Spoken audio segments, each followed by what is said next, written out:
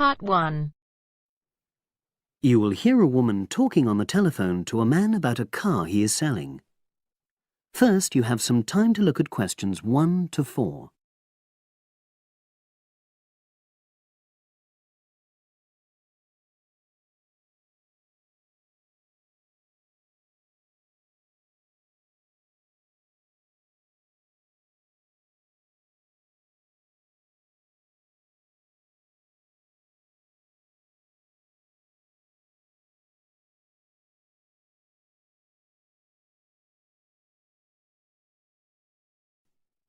Now we shall begin.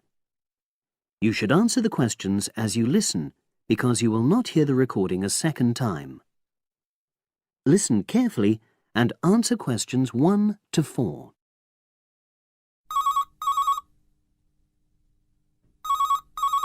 Hello, Brian Park speaking. Oh, hello. I'm calling about the advert in the paper. For the car? Yes, the Mini you've got advertised for sale. Oh, yes. I just wanted to find out a bit more information. Of course. What would you like to know? It's my brother who's interested, actually, but he's not in today, so he asked me to call you. Fine. Great, thanks. So, it's a Mini, Yep. and how old is it? Just coming up to 13 years old. And I seem to remember from the ad that it's grey. That's it. Doesn't show the dirt. Absolutely. Anyway, the colour shouldn't be a problem for Jeff.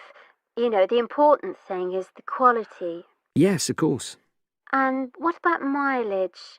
With it being pretty old, it's probably over 100,000? Actually, it's 40,000 less than that. 62,000 on the clock. Great! I remember now. I'm confusing it with another ad I was looking at. Right. Pleasant surprise then. Yeah. Have you been the only owner, or was there a previous one? I'm the second one. Before, it was owned by a teacher who was a very careful driver. Didn't have any accidents. Very good. And what about you? What do you tend to use it for? I haven't used it all that much, mostly for shopping. You know, the sort of thing. So not much wear and tear. I'll make a note of that. I know Jeff wanted me to check that. Right. Before you hear the rest of the conversation, you have some time to look at questions 5 to 10.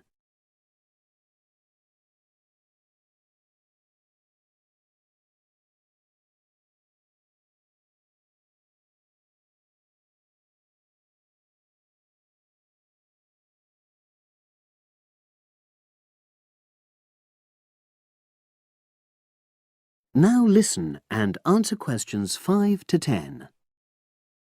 Now, about the price, I see you've got it down as £1,250.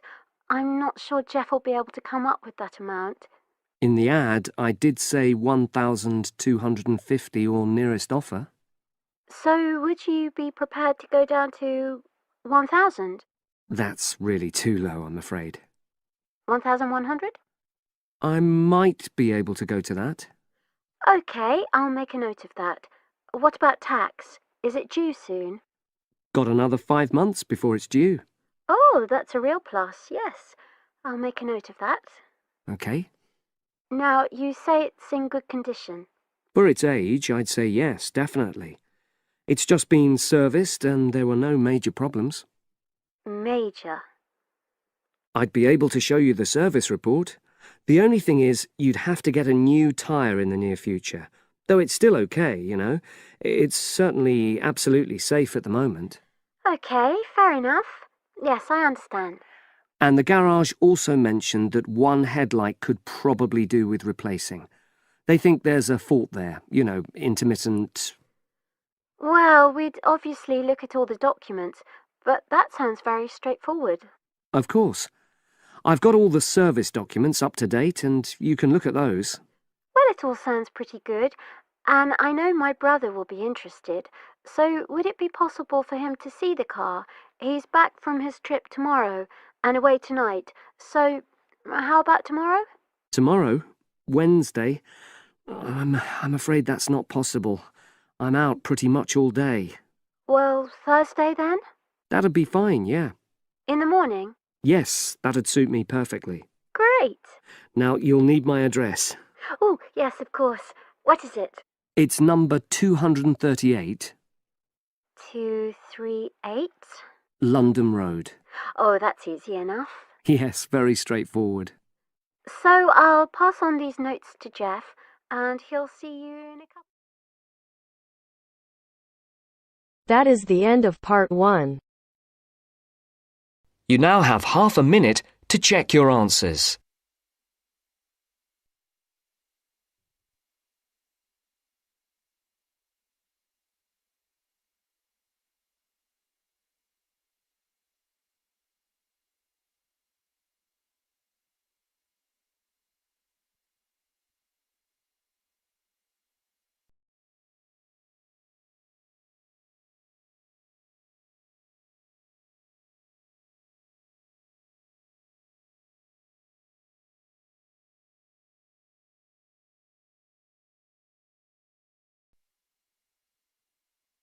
Now turns to part 2.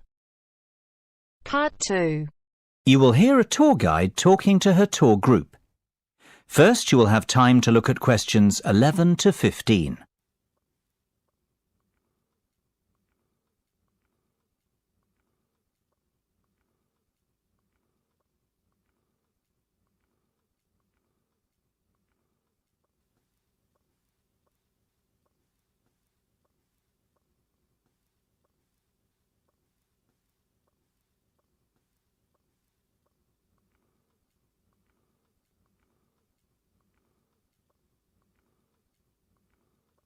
Now listen carefully and answer questions 11 to 15.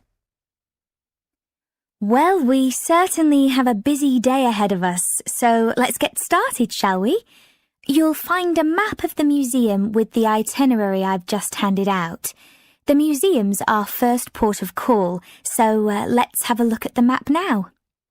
The door on the right of the entrance hall leads into the gift shop and ticket centre. Once we pick up our entrance tickets, I'd ask everyone to deposit their bags and coats in the cloakroom, which is located towards the back of the gift shop and ticket centre. If you want to pick up an information leaflet, you can approach the information desk situated along the right-hand side. Now, once you come back into the entrance hall, the door on the opposite side to the gift shop leads into the art gallery. There is a special exhibition on there at the moment which is not to be missed. If you continue on up the entrance hallway, that leads into the main exhibition centre. At the back left-hand side, there are some toilets. Beside the toilets, you'll find the 3D theatre. I strongly recommend that you make time for the 30-minute presentation in the theatre. It is well worth a viewing. Running along the right-hand side of the main exhibition centre is the Modern Art Studio. Here, not only can you view some of the most famous works of the 20th century, but you can also sit in on a workshop run by a local artist. So, that's the Art Museum.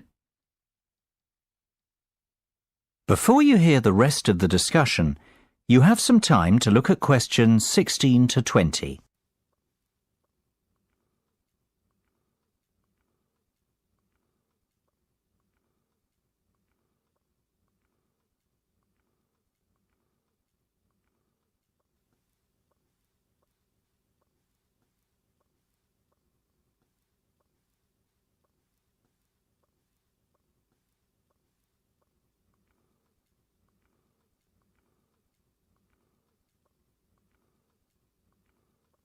Now listen and answer questions 16 to 20. Next on the itinerary is the aquarium. Depending on how long we spend at the museum, we might have to give this one a miss.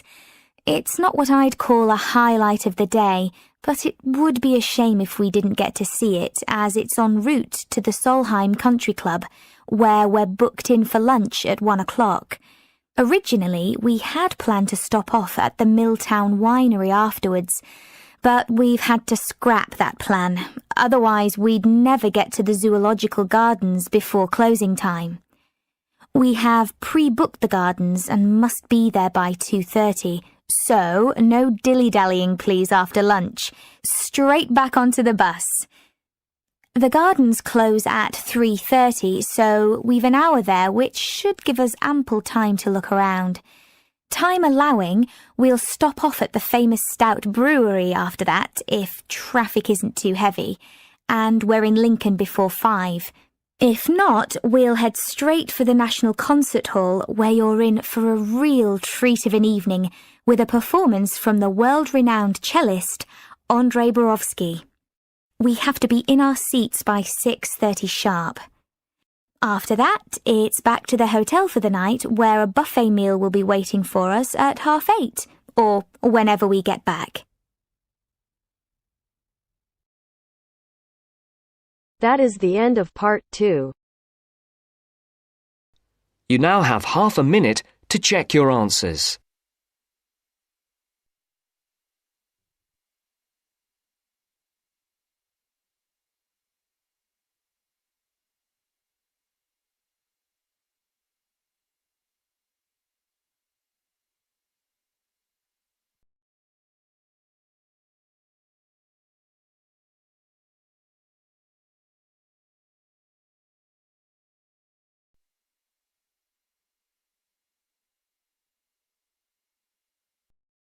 Now turns to part 3. Part 3. You will hear 2 conversations. Are based on the following conversation. The answer should be appropriate to the content of this conversation. First, you have some time to look at questions 21 to 25.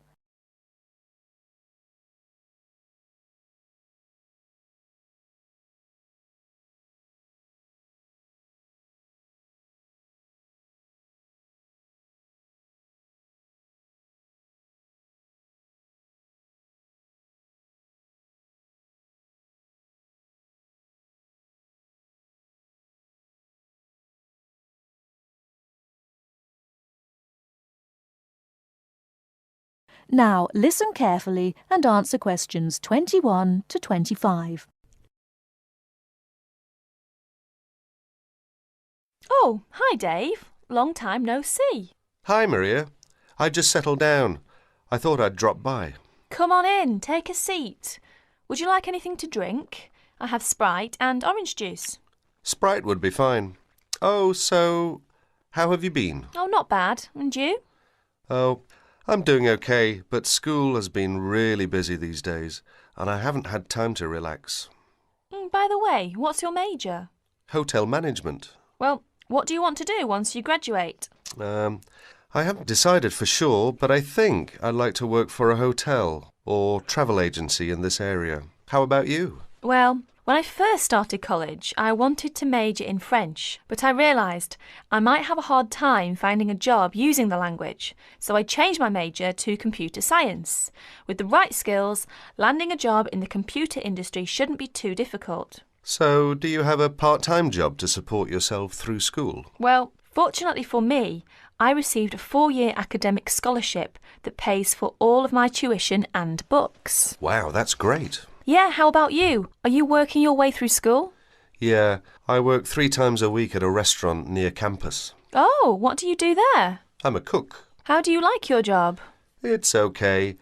The other workers are friendly and the pay isn't bad.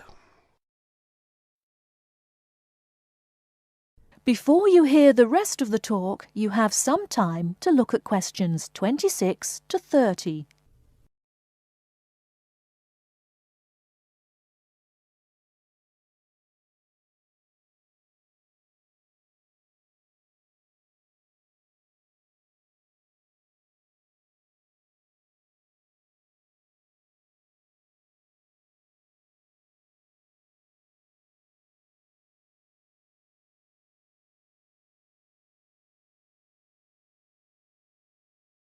Now listen and answer questions 26 to 30.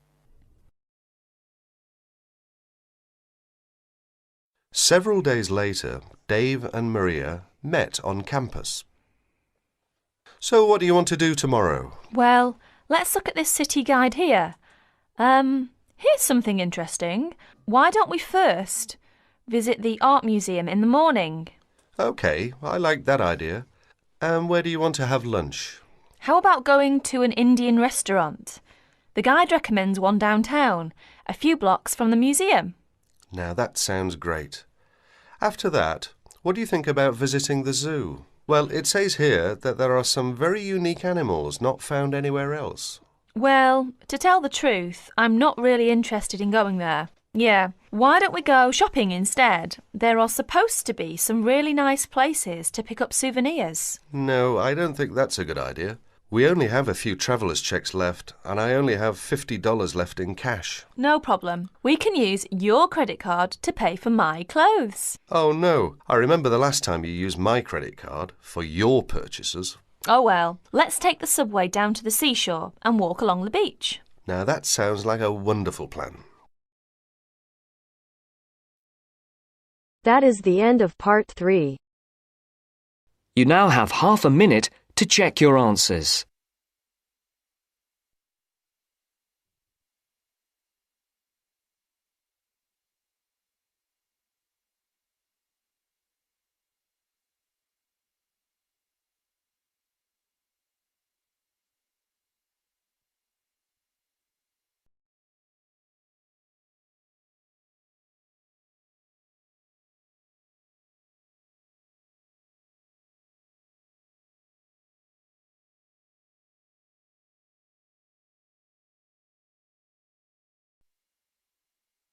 Now turns to part 4. Part 4. You will hear a part of a lecture about learning and bilingualism. First, you have some time to look at questions 31 to 40 on pages 44 and 45.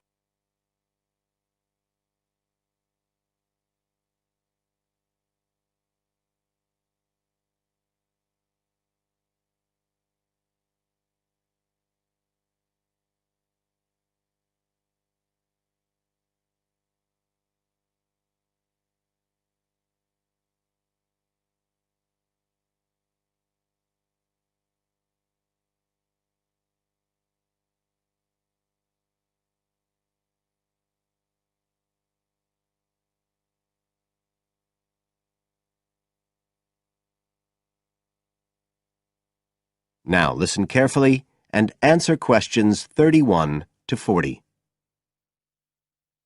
When we look at theories of education and learning, we see a constant shifting of views as established theories are questioned and refined or even replaced, and we can see this very clearly in the way that attitudes towards bilingualism have changed.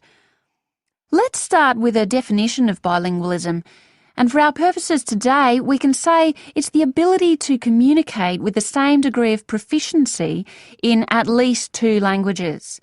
Now, in practical terms, this might seem like a good thing, something we'd all like to be able to do. However, early research done with children in the USA in fact suggested that being bilingual interfered in some way with learning and with the development of their mental processes. And so in those days, bilingualism was regarded as something to be avoided, and parents were encouraged to bring their children up as monolingual, just speaking one language. But this research, which took place in the early part of the 20th century, is now regarded as unsound for various reasons, mainly because it didn't take into account other factors such as the children's social and economic backgrounds. Now, in our last lecture, we were looking at some of the research that's been done into the way children learn, into their cognitive development, and in fact we believe now that the relationship between bilingualism and cognitive development is actually a positive one. It turns out that cognitive skills such as problem solving, which don't seem at first glance to have anything to do with how many languages you speak, are better among bilingual children than monolingual ones. And quite recently, there's been some very interesting work done by Ellen Bialystok at York University in Canada. She's been doing various studies on the effects of bilingualism, and her findings provide some evidence that they might apply to adults as well. They're not just restricted to children.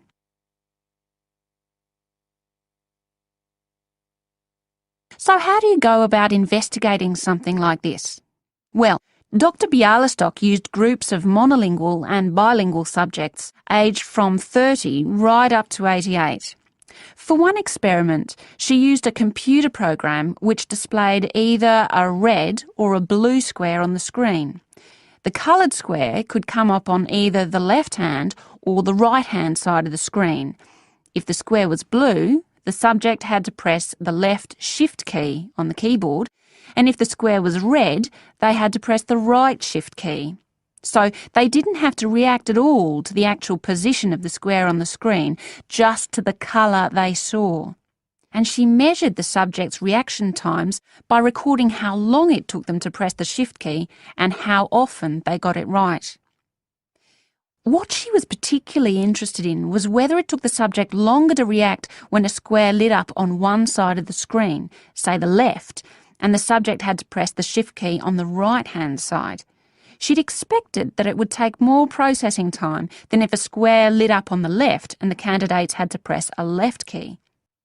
This was because of a phenomenon known as the Simon effect, where basically the brain gets a bit confused because of conflicting demands being made on it. In this case, seeing something on the right and having to react on the left. And this causes a person's reaction times to slow down. The results of the experiment showed that the bilingual subjects responded more quickly than the monolingual ones. That was true both when the squares were on the correct side of the screen, so to speak, and even more so when they were not.